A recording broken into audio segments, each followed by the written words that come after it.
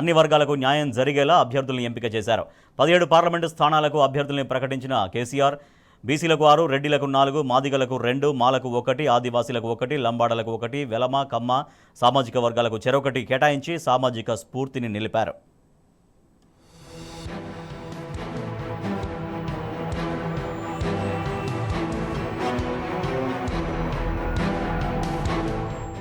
Parliament ఎన్నికల్లో పోటీ చేసే మొత్తం 17 స్థానాలకు బీఆర్ఎస్ పార్టీ అభ్యర్థులను ప్రకటించింది. శుక్రవారం వరంగల్లో లోక్సభకు పోటీ చేసే అభ్యర్థి ప్రకటనతో పార్టీ అభ్యర్థుల ఎంపిక ప్రక్రియ పూర్తయింది. అభ్యర్థుల ఎంపికలో సామాజిక సమతూకం పాటించడంలో బీఆర్ఎస్ తన రికార్డులను తానే తిరగరాసుకుంది.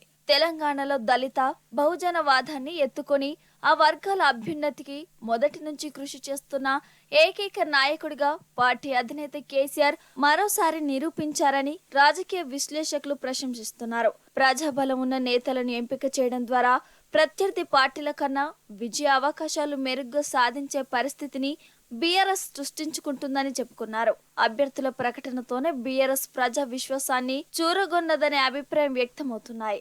రాష్ట్రంలో ప్రస్తుతం నెలకొన్న పరిస్థితుల నేపథ్యంలో ప్రజలు కేసీఆర్ పాలనను గుర్తు చేసుకుంటున్నారు.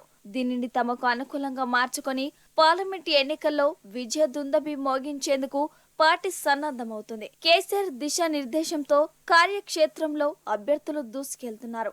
కాంగ్రెస్, బీజేపీ మాత్రం బీఆర్ఎస్ సిట్టింగ్ ఎంపీలను, మాజీ ఎంపీలను తమ పార్టీలో చేర్చుకొని టికెట్లిచ్చి బరిలో నిలుపుతున్నాయి. వరంగల్లో లోక్సభ స్థానానికి తొలుత కడియం శ్రీహరి కుమార్తె కావ్యకు టికెట్ ఇచ్చిన తర్వాత కాంగ్రెస్ ఆమెను తమ పార్టీలో చేర్చుకొని అదే స్థానం నుంచి బరిలో నిలిపింది.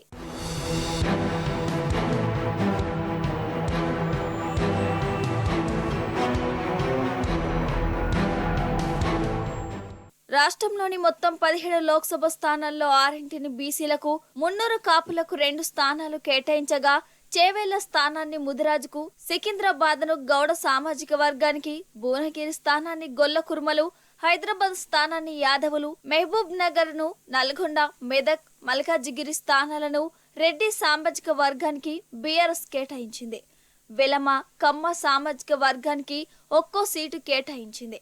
మాదిగ సామాజిక వర్గానికి 2, రాష్ట్రంలో 3 ఎస్సీ రిజర్వ్ స్థానాల్లో ఒక్క సీటును కూడా కాంగ్రెస్ మాదిగలకు కేటాయించకుండా ఆ సామాజిక వర్గం ఆగ్రహానికి గురైంది. బీఆర్ఎస్ మాత్రం నాగర్ కర్నూల్, వరంగల్ స్థానాలను మాదిగ సామాజిక వర్గానికి, పెద్దపల్లి స్థానాన్ని మాల సామాజిక వర్గానికి కేటాయించి తమ చిత్తశుద్ధిని నిరూపించుకుంది. ఎస్టీలో ఆదివాస్, మైదాన గిరిజనులకు కేసీఆర్ సమాన అవకాశాలు కల్పించారు. ఆదిలాబాద్ స్థానాన్ని ఆదివాసీలకు కేటాయించగా మహబూబాబాద్ స్థానాన్ని మైదాన ప్రాంత గిరిజనులకు కేటాయించడం జరిగింది. మహబూబాబాద్ స్థానాన్ని మహిళలకు కేటాయించారు.